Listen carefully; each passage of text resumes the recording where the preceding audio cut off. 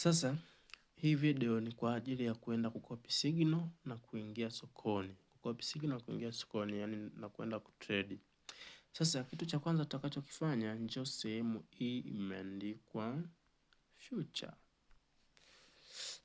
Tutapo kwa chini hapo. Baada ya hapo tutapagusa hapa. Tutapagusa, mfano labda tulikuwa huku. Kama tulikuwa hapo, sasa tutakuja sehemu imeandikwa future hapo. Sawa, tutakuja hiyo sehemu imeandikwa future. Tutaigusa, tukishaigusa itatuleta ukurasa kama huu hapo. Kisha tuleta ukurasa kama huo, tutakachokifanya cha kwanza sasa. Tutakachokifanya, unaona hivi button hivi hapa vya njano hivyo. Utakuta hiyo sehemu hapo imeandikwa USDT pako 0, pako USDT 0. Utakachokifanya sasa, ina maana hujawahi kuingiza dola yoyote hapa, si ndio? Utakachokifanya sasa ni kwenda kuingiza dola. Kwa utagusa hivyo vibatani vya njano viwili hivyo, utavigusa, utavigusa vitaleta ukurasa kama huu. Ukitakapo tuleta ukurasa kama huu, kuna hizi option hapa. Hizi option hizi, unaona kule kwenye video tulionyesha jinsi ya tunavyoenda kuweka pesa na tukaja jinsi ya kuzibadilisha, sawa, kutoka kwenye funding wallet kuja kwenye spot wallet. Sasa hivi zipo kwenye spot wallet, kwa hiyo tunakuja kuzibadilisha pia kutoka kwenye spot wallet kuja kwenye USD in future, sawa.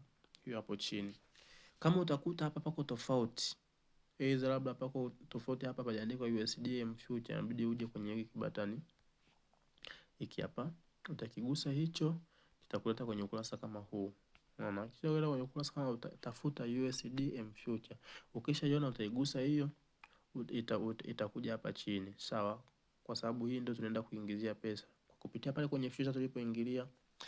Haya, alafu sehemu yako yenye pesa inatakiwa spot. Kwa kama hapa hakuna spot, utagusa pia hapa juu kwenye kibatani cha juu, utakuja kutafuta hapa spot yako iko wapi, utaigusa spot wallet, itakuja itoke hapa.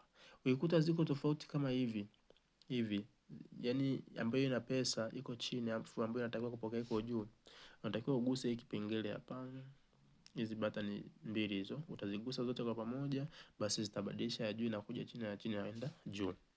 Baada ya hapo sasa, hapa tunajua tunaenda kuweka ni USD, sawa, USDT. Tunaenda kutrade nayo. Yaani hiyo ndio tutakuwa tunaitumia kutrade. Ndio pesa yetu ambayo tutakuwa tunatumia kununua hizo coins zingine kuzitrade au kuzifanyia biashara, sawa. Kwa baada ya hapo unakuja hapa sasa, hapa ndio unakuja kuandika ni USDT ngapi unataka uziingize kwenye hiyo account ya USD in future, sawa. Kama unataka kuhamisha zote utabonyeza max. Max tunaiona max tunaiona jamani, hii hapa, sawa. Unakuja kubonyeza hapo kwenye max. Ukishabonyeza hapo kwenye max kwa mara ya kwanza haitakubali, itakataa. Ikishakataa njoo hapa kwenye kitufe hapo juu, sawa. Kisha kuja kwenye hicho kitufe utakigusa. Ukishakigusa kitakuletea option